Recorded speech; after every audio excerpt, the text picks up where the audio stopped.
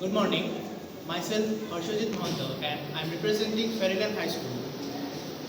The project that we have made for Vikasit Bharat is Smart School Bus Tracker. Before going with anything, I would like to explain with a basic model what everything is about. Here we can see that a school environment has been created. A car is placed here. So in our model, what we are going to do is place a tracker within the school bus. For reference, we have just used a toy car here. When this car will move, or when the bus will move, the tracker within the vehicle will be tracked by a smart application. The parent can log in into that application using the teacher's details. And by giving the students information, the parents can log in and get the information where the bus is moving. Now let me demonstrate how the application will work through our website.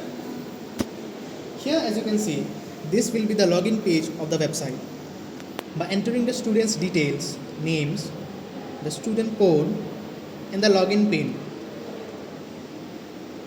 When we click login, the website will automatically use the tracker and catch the signal of the bus where it is moving and get its location. Here, as you can see, the location of the bus is tracked here.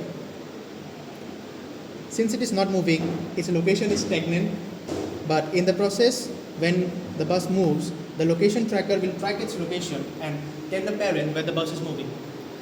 The main motive of this project is to create a special environment where the parent can get to know about their children and their safety. This project can be implemented in the future and including more technologies, we can update it. For example, while there is a traffic jam, the app will directly send a notification to the parent's mobile where they can know how much delay the students can get while being dropped off from the school. Even in this website, as you can see, there are special emergency protocols. The parent can call the driver in case of emergency. The parent can call the conductor if the driver is not available, or there is an emergency number which will directly contact with the school authorities.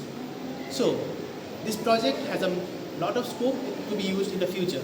We can use this project and create an environment where the children can study safely and travel safely.